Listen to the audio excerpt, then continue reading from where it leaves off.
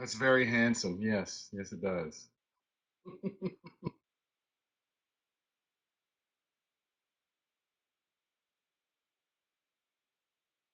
Perfect.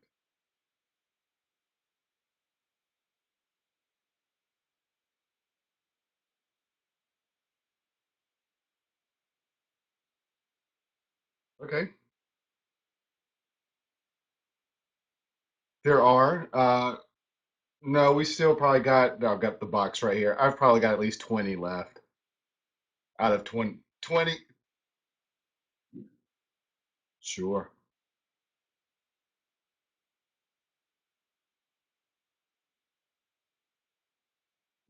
Yep. March 1st was 1 year.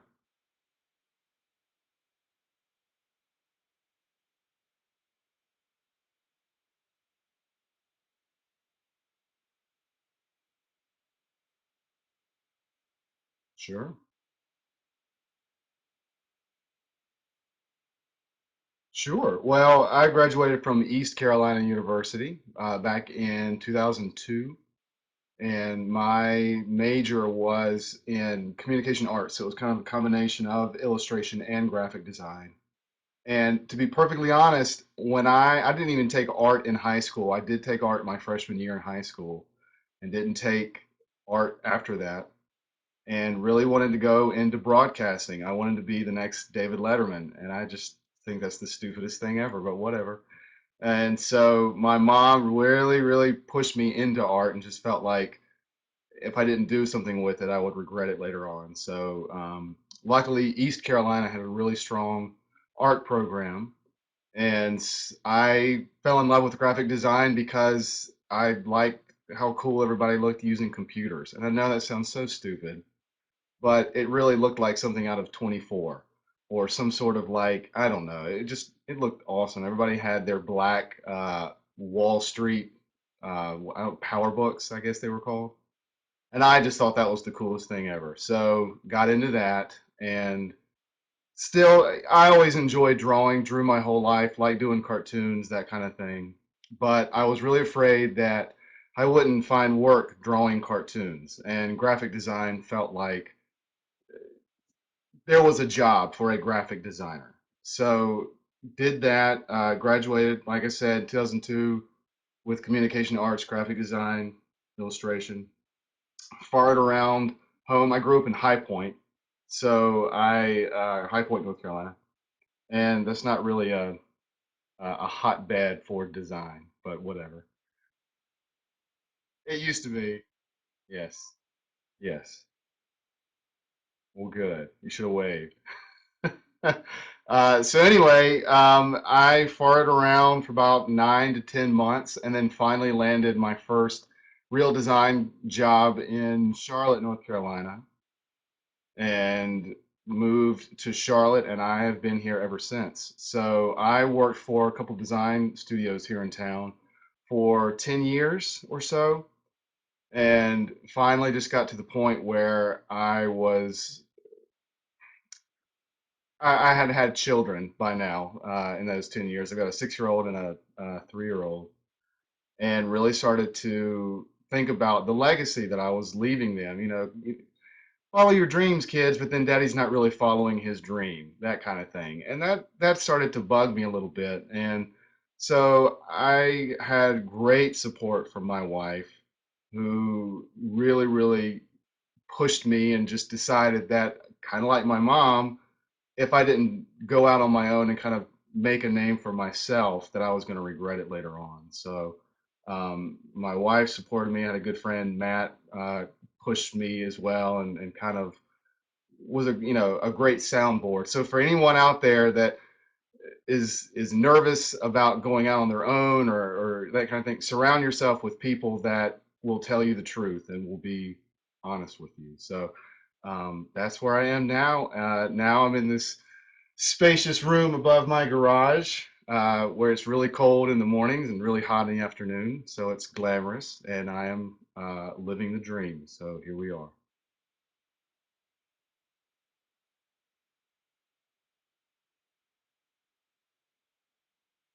Mhm.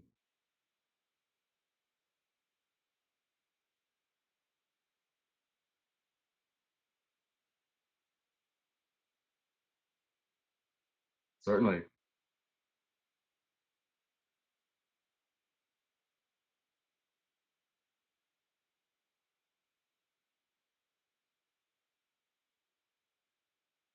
I don't Well, I think I'm living as an illustrator because I say I'm an illustrator, and I think that's what changed. I still don't think I'm good enough. I think people who create are always very nervous about being found out. We're always dreadful that one day we're going to be in a meeting or on a conference call, and there's going to be some guy that's like, "Hey, wait a minute, you don't know what you're doing," and then everybody will be like, "Oh yeah," and that'll be the end of you.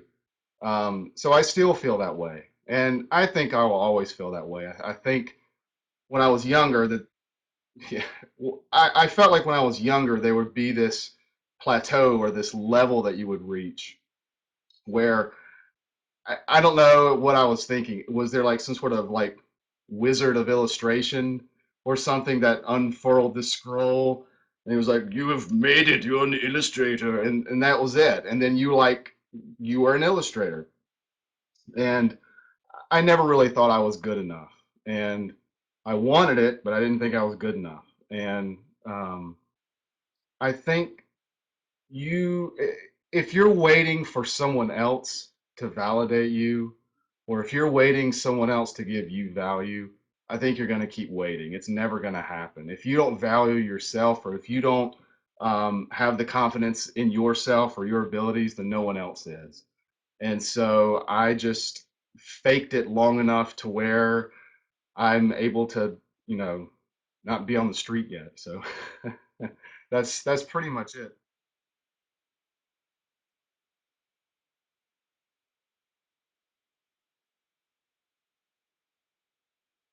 Right.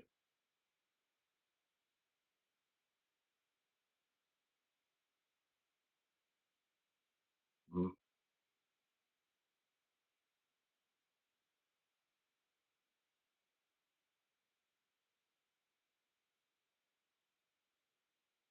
Right. Mhm.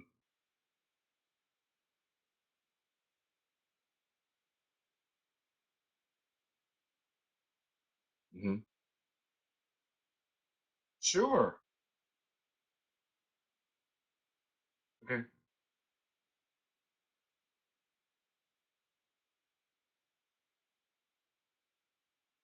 Sure. One of the big differences of going out on your own versus working for a company is when you work for yourself, you've got to feed your family. And so I think that's a huge thing. When I went to work for a company, if I didn't give it 100% today, if I only gave it 30% or 40%, that's not a big deal because I get to come in tomorrow morning and do the same thing. And it's not that big a deal.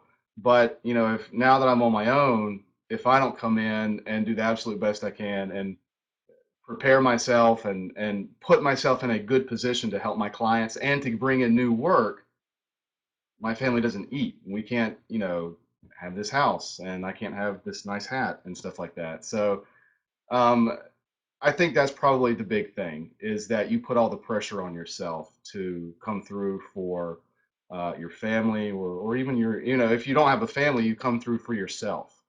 And that's very healthy. I think that's actually a cool thing. I like it personally. It helps focus me, and I kind of like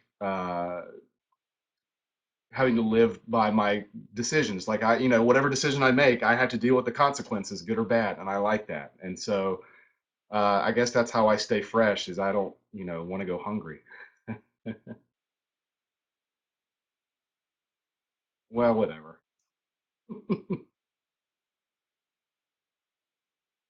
Mhm. Yes.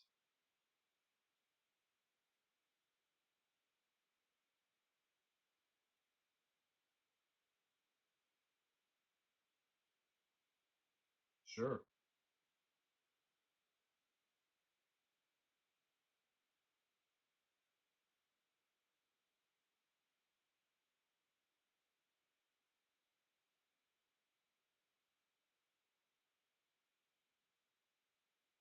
It is. All right. Well, wait a minute. How's this computer work? Sorry.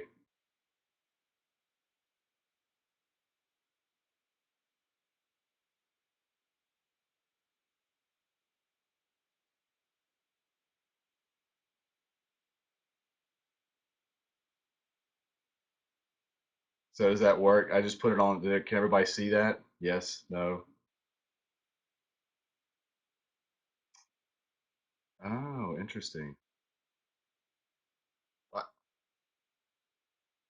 I got you. Well, I just got a computer for the first time today, so this is pretty cool. Um, so this is the room above the garage. I made it black and white because I wanted it to look less cluttery. Um, but if anybody's ever seen the TV show Hoarders, it's one step below that.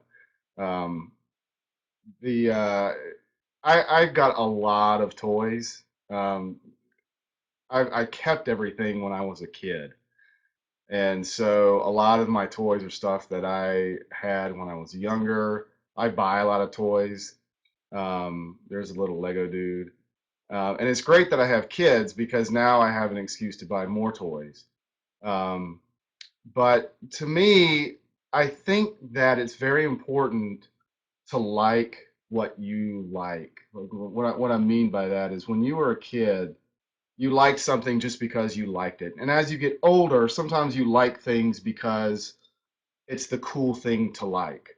Or, well, it's what the guys at the office like, so I should like it too, that kind of thing. And I like to have all the toys from when I was a kid and all the comics and all the stuff because it helps me to remember what I really, really liked and what I wanted to be when I grow up. And I feel like if you remember that and you keep true to that, it shows up in your work and it shows up as who you are, and it kind of lets down the guard. And I'm a huge fat nerd. This is who I am. And I think that helps me in dealing with clients. I think clients who are also into this stuff, you've already got that language, and so it really helps. So yeah, my studio is full of toys and comics and junk on the wall that I've drawn and pictures that my children have drawn. And um, it's definitely not cool. It's just, it really is junky. And that picture is really clean. I mean, there were like socks in the way and it's not very good. It's not very glamorous. I'll have the glamour office one day. When you have kids that live basically in the studio with you, there's no point in keeping it cool. So, but all the toys are played with all the time. They're ransacked. It looks like a hot jumbled mess because it really is. But I would say that for people who are freelancing or who are moonlighting, it really, really helps to have your own space.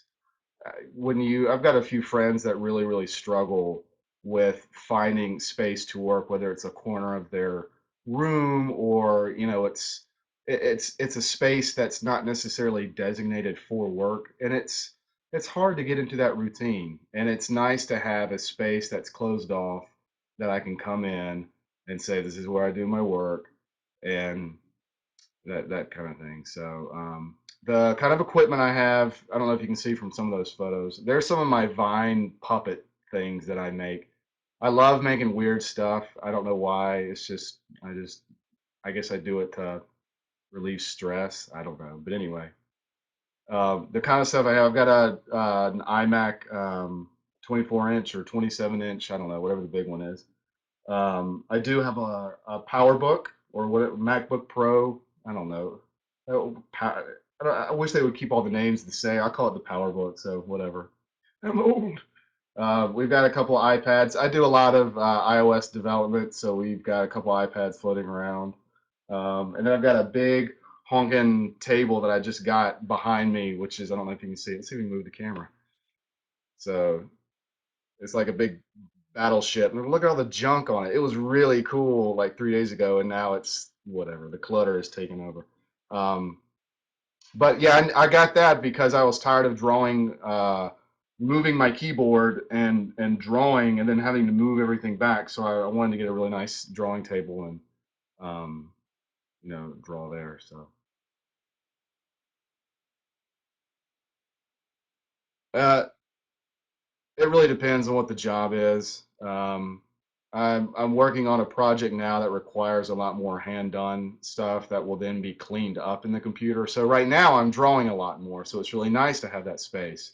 Um, I don't really keep track of how much I'm drawing versus how much I'm doing work on the computer. It's kind of a whatever fits the project I'm on, if that makes sense. I'm not really cognizant of, well, I drew a lot today. That's great. I kind of keep everything as a flow. This is really informative, people, isn't it? Yes, I do have a ton of books, and that picture's not exactly fair. It's actually just one shot that I cropped into three different views to make it look like it was bigger than it really is, just because the studio is so junky. But I do have a lot of books. I like collecting books. I think a lot of creative people like books. They're just sometimes you have to break away and you know go read, go look at pictures, keep that flow going, keep that flow of information going. So I do a lot of I collect a lot of Disney books. I like Disney stuff, comics, art of. So if a movie thing, a movie comes out with an art of book, I'll collect that. I've got a lot of my college training was more fine arts oriented, so I actually have a lot of fine art stuff.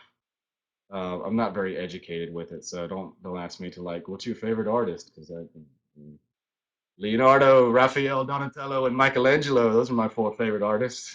But yeah, I think books are really important, and I love books.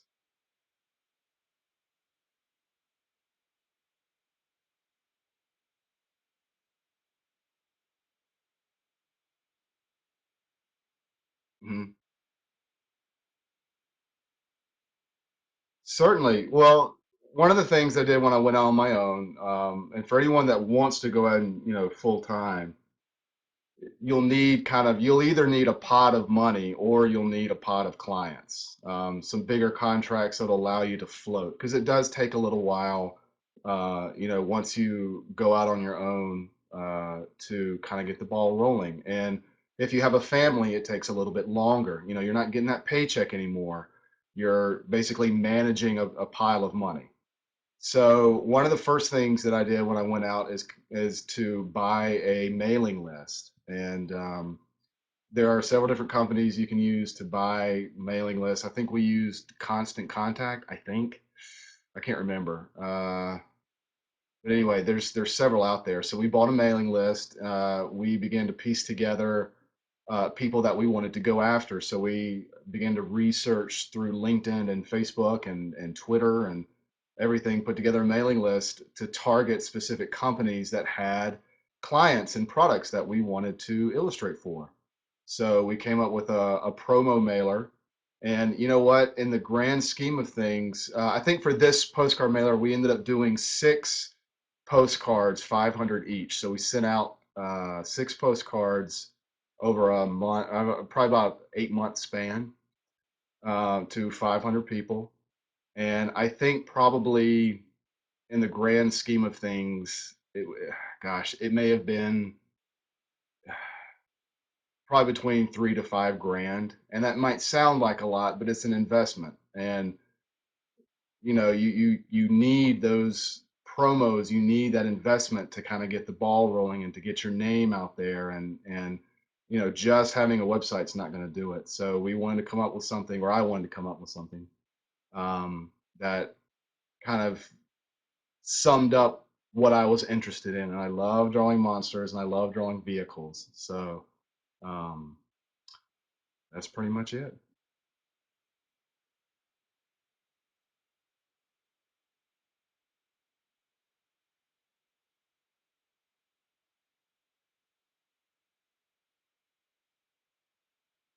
Mhm.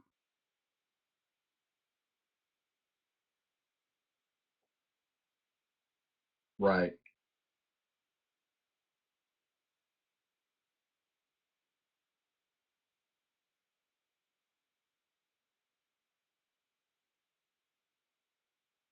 Yeah, well, we did it. I want to say probably once every 4 weeks, and that was pretty much it. Coming from that world, remember I was a designer for 10 years, and so I had a lot of vendors advertising to me, and I always hated people that and everybody's different.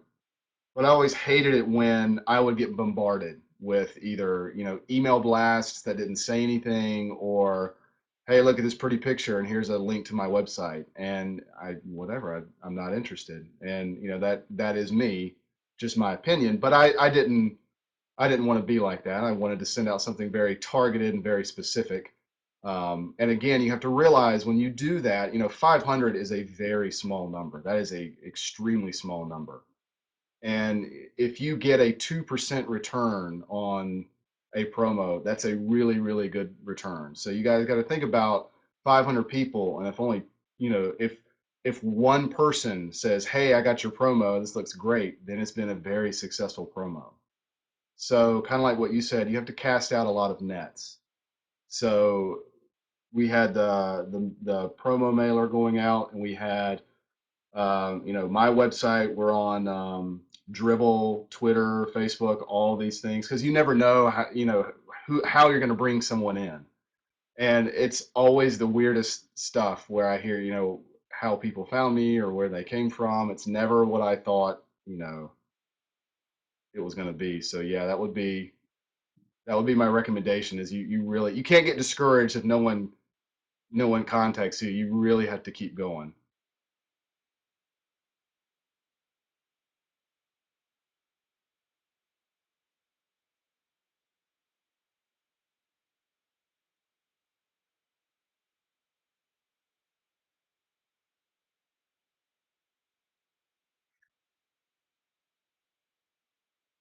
Mhm. Right.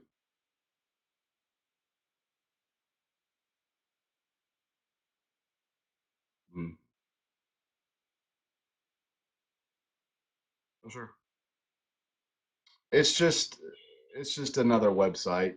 Um, it's not going to hurt for you to put work on there, but if that's your only, if you put all of your value on one site, it doesn't matter what it is, you're going to be disappointed. I think you're going to be really, really frustrated. So I wouldn't. The issue with Dribble is I wouldn't put a whole lot of stock in what other people find valuable on that site.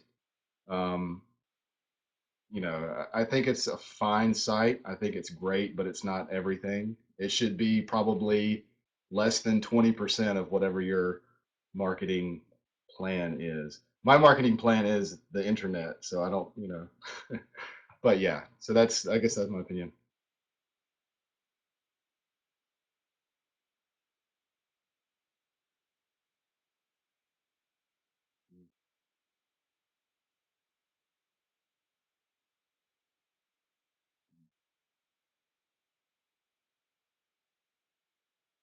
Right.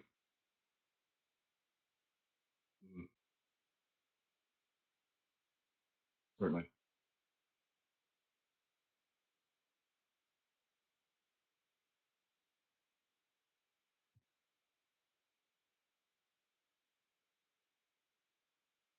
Right. Right.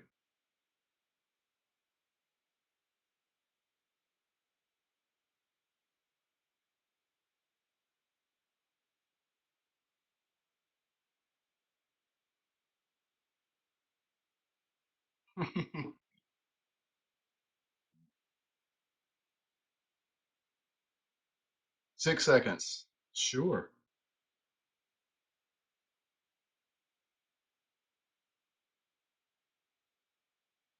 Hmm.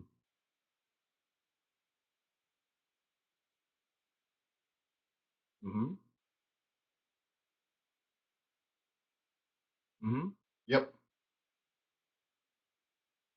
I drove a train when I was in my summer job when I was in college. Is I drove a little train at a playground. So there you go.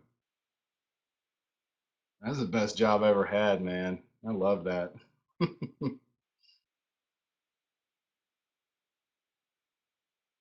Hmm.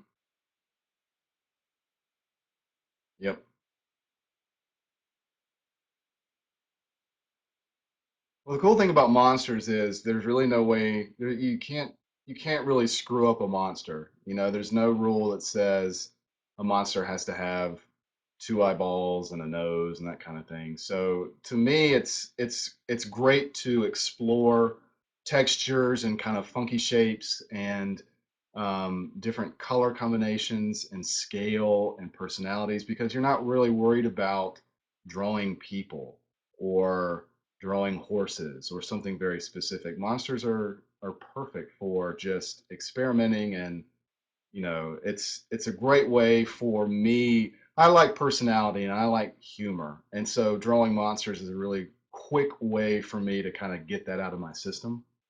So,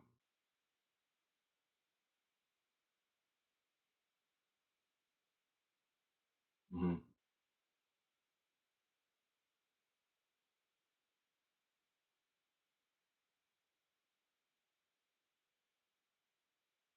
mhm. Yeah, this was a series of animated videos for cases. For people who may not know, quite honestly, I'm not sure I really understand either.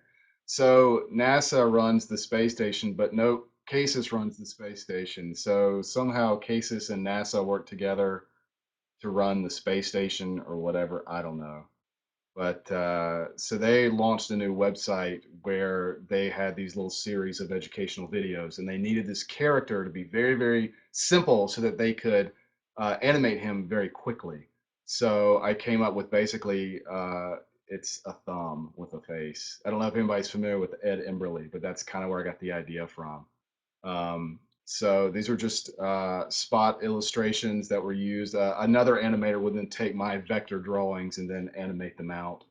And then I think there's another slide that shows a bunch of space junk. There we go, all the different props and stuff. And anyone who's, at least in my experience, if you really want bigger projects or bigger illustration projects, you have to be able to show a range within a project. So you can't just draw a cat. The cat has to be driving a car, and there has to be a background, and he has to be doing something, and there has to be all these props, and everything has to be within one style. And I think if you can show that, if you can demonstrate that you can kind of create an entire world in one style, you're going to begin to land bigger and bigger projects. And that's kind of what I've just learned through trial and error. I kept waiting to get bigger projects and couldn't quite figure out, why I wasn't getting them. And I think the lesson that I have learned over the years is you will be hired based on the work that you show, not based on the work that you want to do. And I think people are really only interested in what you can do for them. And so if they can't see that you can handle a bigger world, then they're not going to give you a project that requires you to draw a bigger world.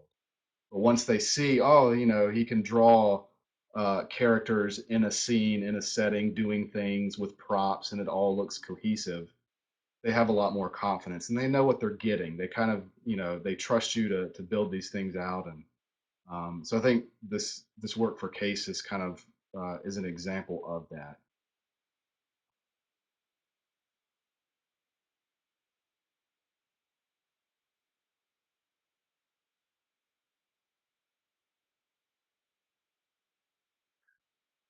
It just it'll depend. It'll depend on budget. It'll depend on time. It'll depend on what the client wants. For this particular project with the space stuff, it was all done in vector. There was very little drawing done. It was we had very little time to get all this stuff put together. So if you've got a very limited schedule and you go back to the client with, look at these beautifully rendered pencil drawings, there's not much value to them there. They want to see, pretty much here's the initial concept, and oh yes, it's also final production art. So whatever.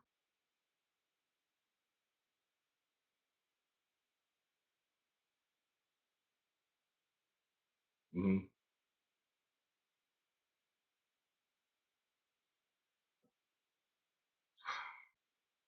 Oh man, I'm terrible with names. I've got all my books over there.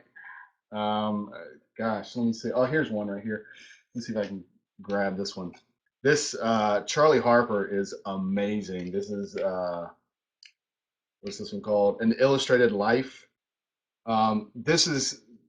This is a guy who pretty much can draw anything, and again, is one of those illustrators that can. Here's the book. Sorry. He's one of those guys that can create anything and create these worlds all in one coherent style. And I get a lot of inspiration from him. Gosh, I wish he hadn't put me on the spot. I should have written this down. If I were like more organized, I would have written this stuff down.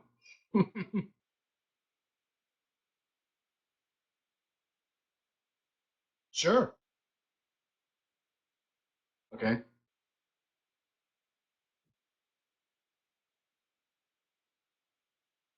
Sure. I'll have to go to my library and gather names. I feel lame that I could only do like one name from this book that's sitting right next to me, but whatever.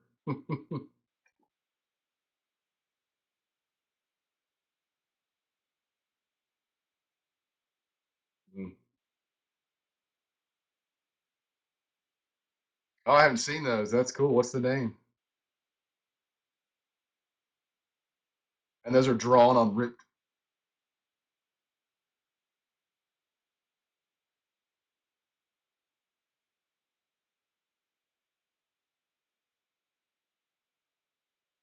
Sure. And then turns it into something.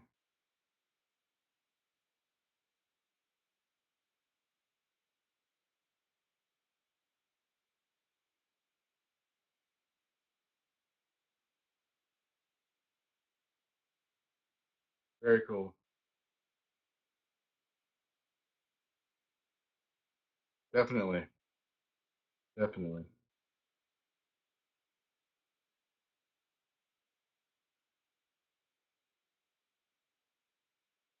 Certainly. Eric Carl. Yep. Un-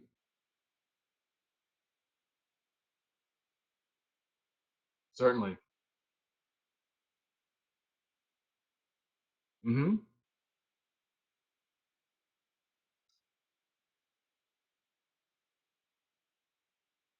A lot of times, I've got a friend Matt who I we talk probably every day, and he and I kind of have a very similar sense of humor. He's very good at naming characters, and a lot of times I'll just throw him a personality, and he'll kick back a name, and it's perfect. So he actually named Barry Bones, and I can't remember what the other characters are called. Isn't that terrible? But yeah, we like Barry. But yeah, I'll go to him a lot of times. A lot of times you just kind of will watch a show or watch a movie, and there'll be a funny name and you'll write it down and want to use it later. So there's not much science to it. So go ahead. I forgot what I was gonna say. You go ahead. I don't know. How we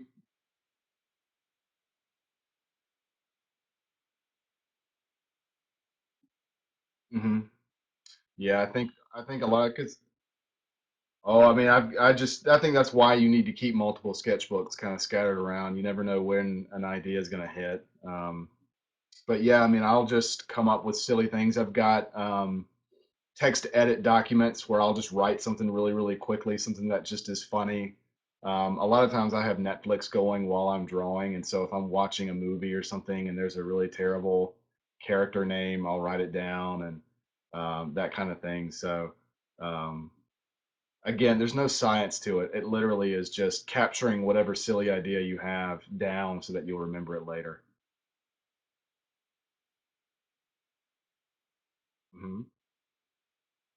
Yeah, this was PBS Kids was doing something around the 2012 election, so they needed I think these were like digital stickers. I can't quite remember what these ultimately were used for.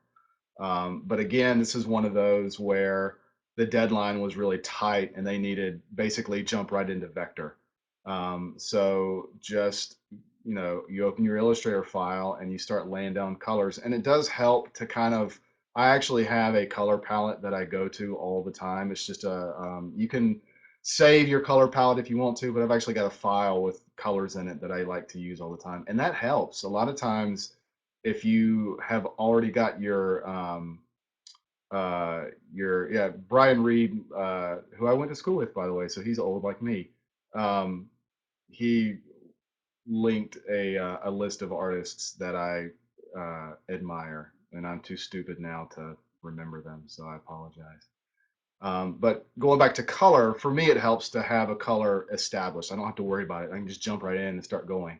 And I'll tell you, when you're working on a series of, I think for this one, I think there were 44 objects, and that can seem really, really daunting. But a lot of times, there's going to be one object that seems really interesting to draw. So, for instance, like a book bag, and it's like, okay, well, I can draw a book bag. A book bag's not that daunting. And what happens is you kind of establish a style in that one book bag, and then it kind of builds your confidence, and then you build something else, and then you build something else, and a week later you've got all 44 done, and you can't remember how you did it, but there they are. So mm, mm, that's most of them.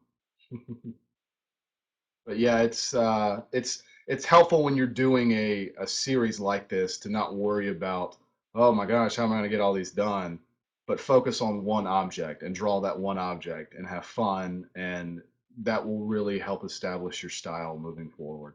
And then the rest of them just kind of fall into place.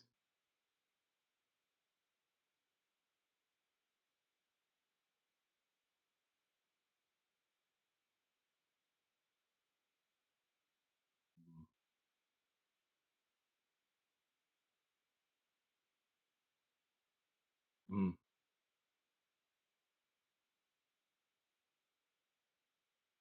uh, mm. I think that my style is still evolving. I've only done this for a year full time.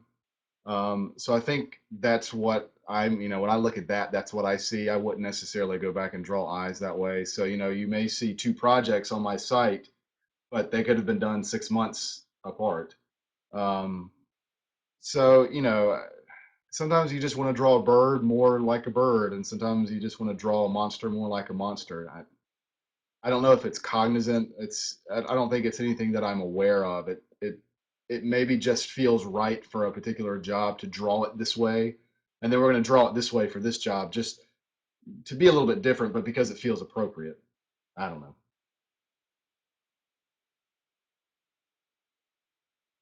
Hmm.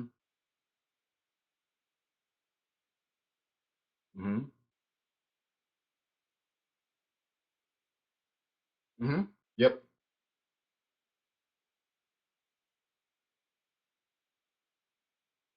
They're gone forever. They're in my heart. Yeah, this was a friend of mine was doing this was years ago, was doing a social media site for Disneyland, and this was just a fan site. And this kind of goes into one of your questions you would ask me is, how do you kind of get your foot in the door with bigger clients and bigger companies? But he and I were internet friends for a while, and he was building this site and came to me and said, I don't have any money, but would you do this?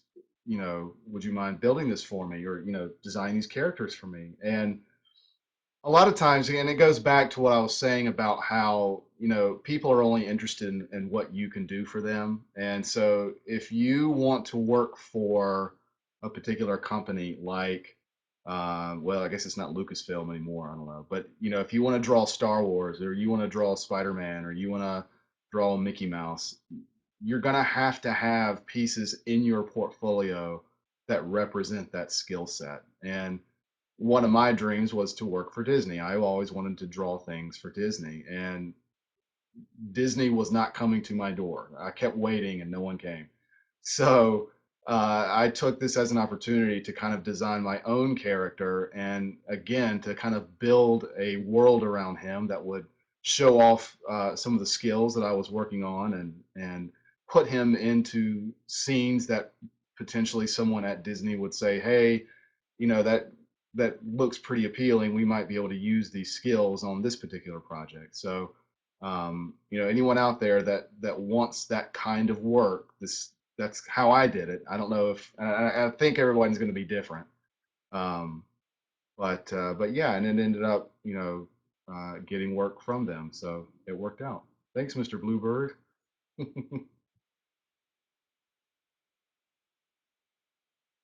That's Splash Mountain. That's my favorite.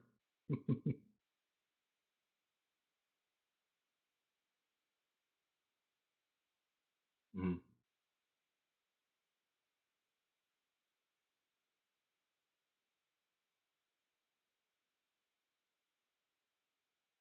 mhm. Well, I think sure. I think creative people like to make things. It's an urge that I think we all have, and I draw a lot, and a lot of times my sketches aren't really appropriate for.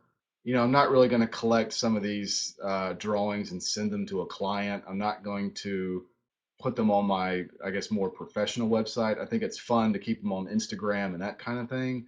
Um, so I kind of felt bad because I had all these sketches and I wanted to do something with them. And at the same time, I'm trying to get into bigger publishing stuff.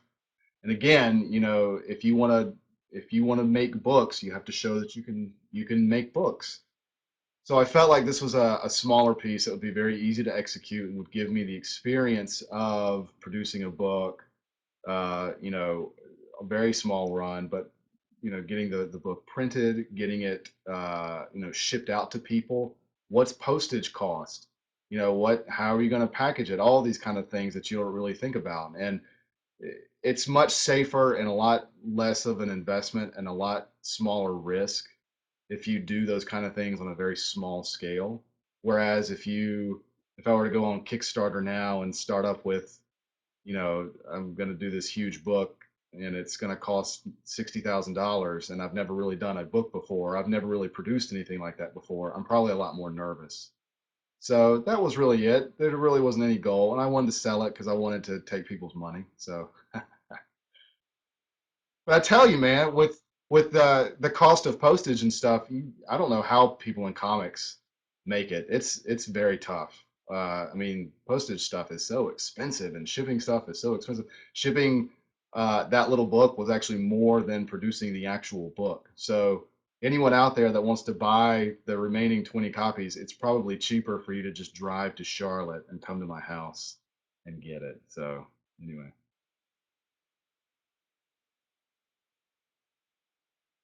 sure.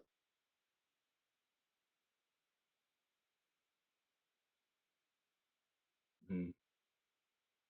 It's interesting. People talk about this a lot. I'm still not quite sure where the red pencil comes from. I think where it started is back in I love old Disney stuff and all the old animators and stuff like that. But in the 30s, or in the 20s and the 30s and the 40s, where people actually still used light boxes, I think red pencil showed on a light box much cleaner than a black line or a blue line. So I think what happened was people were drawing in red using light boxes to clean it up in black. And so I think that's kind of where I could be wrong, but I think that's has something to do with it. I also know that different levels of animators would use different colored pens. So you might have a main animator that's drawing in blue, and then a cleanup artist is drawing in red, so that it's very easy to see who did what on one drawing. But I like the way it looks. I mean, you know that's the honest truth.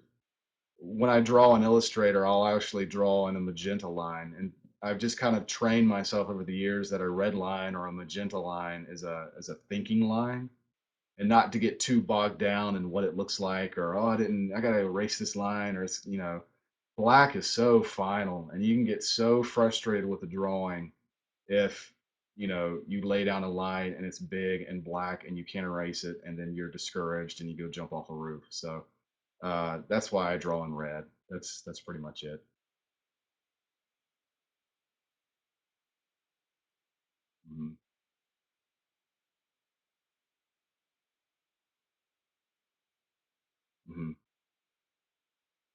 Sometimes, and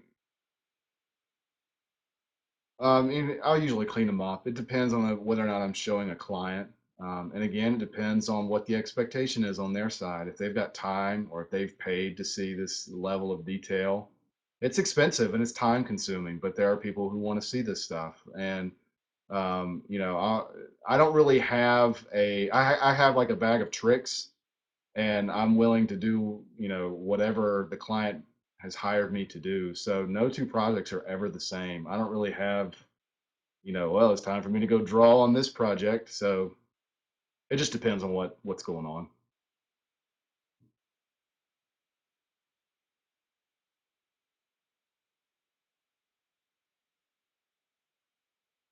Hmm.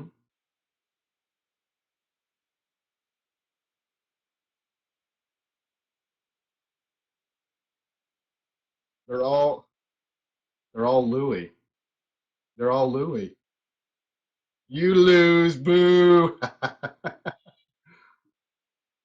uh, but this was actually for a friend named Louis, or whatever.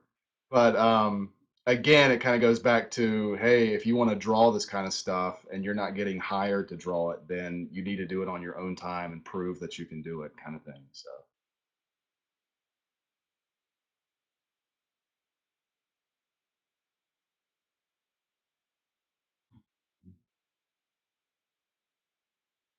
sure. Sometimes, with well, if you look at that illustration, we've got all the little birds jumping around. That background was actually very carefully thought out and designed, and I think that's probably a combination of Photoshop and Illustrator. If you go back to the image of the band, I spent a lot of time drawing the band, and then at the end, I was like, oh, that looks fantastic, and then realized I hadn't put him on in a scene. So, I think as you develop your skill set and you kind of become more cognizant of what you're drawing and how you're framing and what you're producing and all that kind of thing, you begin to not make those mistakes of, oh, I can't believe I forgot the background. So, and these drawings were done, gosh, probably 2 or 3 years ago. So, I look at these and like, oh my gosh, I wish I hadn't sent them, but oh, that's fine. I think everybody feels that way.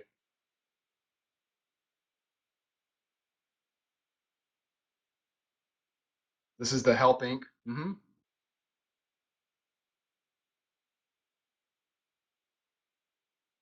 No, I'm good. I just had to open the door. Everybody, my son will be coming in. It'll be like a hurricane, so we'll deal with it. Help Inc. had contacted me to do had helpinc.org. Oh, I guess I can type stuff. I just now noticed the chat window. Sorry, guys. They approached me to do a poster for them, and they've got a lot of high-end designers participating, and I kind of felt a little embarrassed uh, participating because it's like, I'm gonna wait outside and everybody else can have good times inside. But they were really nice and invited me to do this poster, and I did what I always do is draw monsters driving something. So um,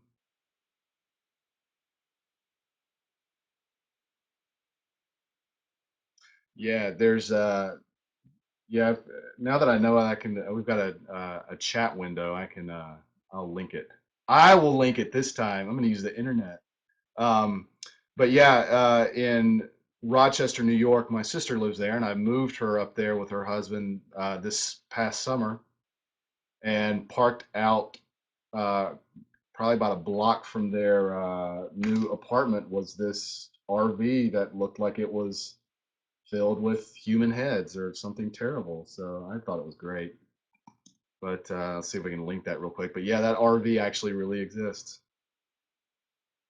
I'm sure whoever owns that RV is a very, I'm sure whoever owns that RV is a very nice person and is not a murderer. But we'll never know.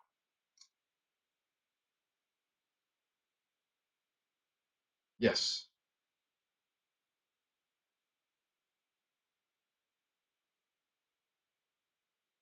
sure.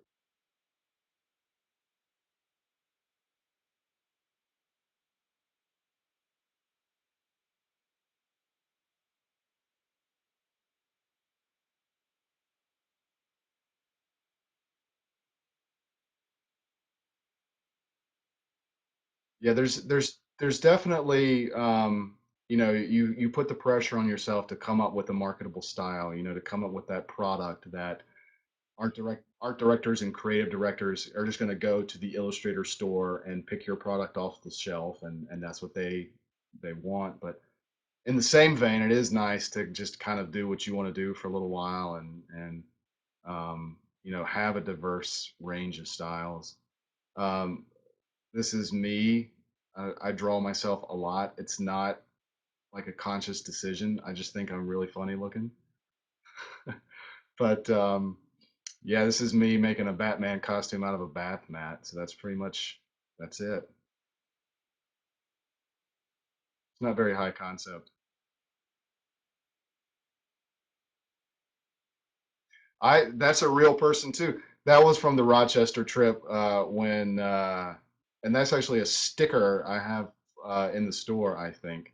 But yeah, this was a real lady man that was outside of Target in Rochester, and I'm not sure if it was a lady or a man, and we'll never know. But now she's been that these are unrelated. Well, she could be the murderer in the RV, but the proximity to this man lady to the RV was pretty far, so I it's inconclusive. But but yeah, I mean, I like again, this goes back to making things, and sometimes you just want to make a sticker, and they do not sell. I think I've sold maybe three, but that's okay because it's fun to make things and to produce things and to do something on the computer and then have it shipped to your house, and it's like, oh my gosh, a pile of stickers. I'm going to do so much with this, and then they end up in the corner for 6 months and you sell three of them. Yes. And I will buy some queso. Yes.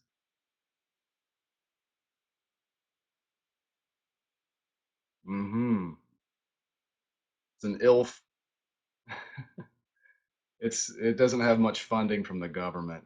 In fact, it's one of the departments that is getting slashed currently. Again, this is just one of those silly things where you draw something and you're like, "Oh, this is so funny. This is gonna be great," and then you make it, and then I think I made a badge out of this. Um, and I tell you what, I pinned one on. I've got a man purse that I carry my computer in, and I go everywhere with it. And I put it on about a year ago, and it hasn't fallen off yet. So I think that's pretty amazing. It's a high quality item.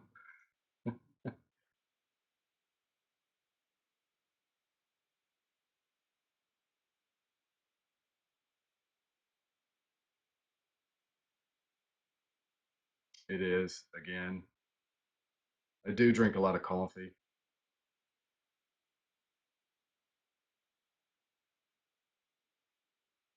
Sure. It's just poorly drawn. Go ahead. You can say it. Again, this was, again, something silly, and I'm like, oh my gosh, this would make a great sticker. And then I produce it, and then my wife's like, why did you do that? And then it sits in the corner.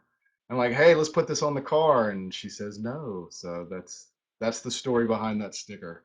So you can buy one and not put it on your car too.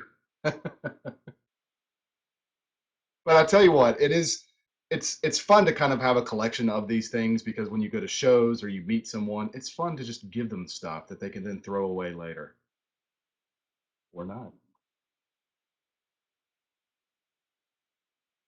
Mhm, mhm, mhm,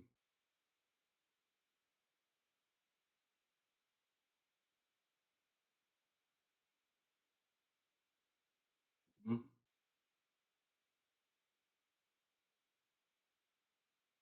This was yeah, this is probably about 2 or 3 years ago. I had an avatar that I kept changing every day, and it wasn't anything meaningful. It wasn't like some big plan. I just got bored and would change it every day, and then it got fun to put them in, Iron Man mask or Skeletor, or I see some other ones in there like a Smurf and that kind of thing. Um, no big plan, but as it kind of keeps going, this is I think I ended up doing about 150 of them, and just got tired of it and ended the series. And it's one of those things where I know at the beginning, if I'd said, I'm going to do 150 of these, I would have done three and it would have died. So, I just kind of kept it going. And I still have clients that'll say, "Oh, we love this. We want you to do this for us." So you know, you never know when some silly little thing that you're just doing for yourself will actually end up getting you work. So keep doing all the silly stuff. Sure, it is. Yes. And I've got a new series of the new head logo, and I've done like 30, and I'm kind of done. I'll do more later, maybe. Sure.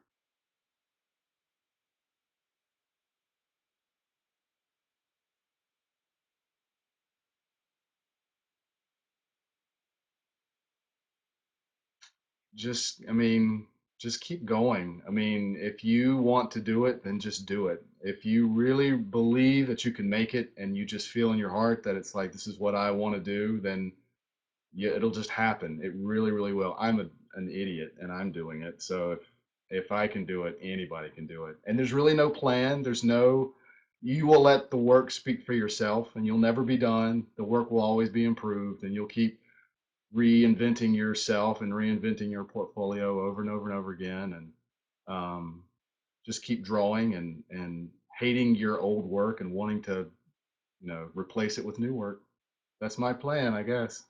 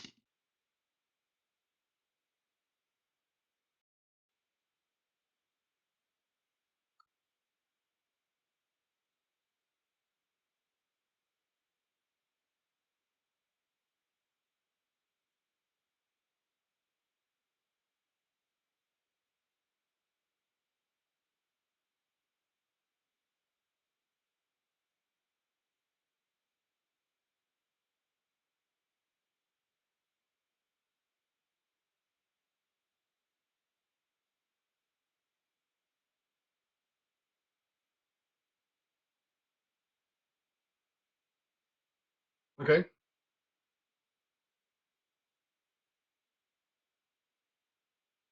Matt Bunk. It would be him.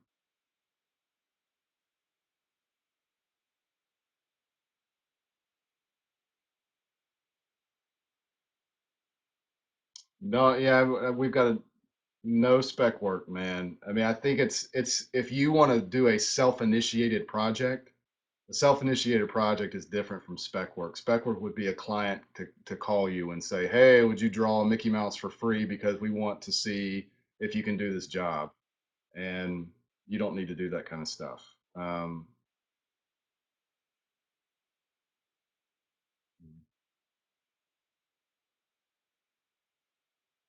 mm,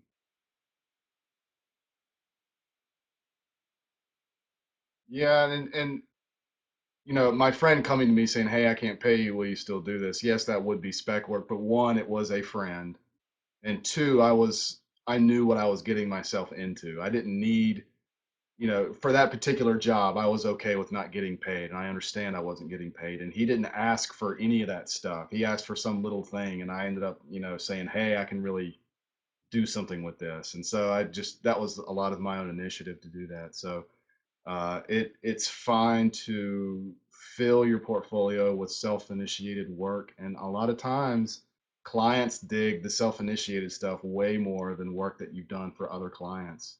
But as far as spec work, don't do any spec work. Stay away from that stuff.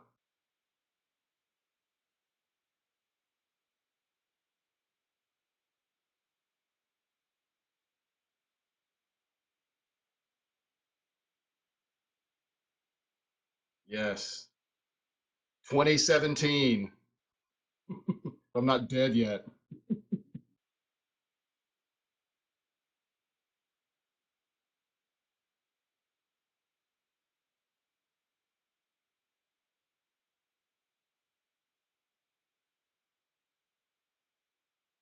Nice.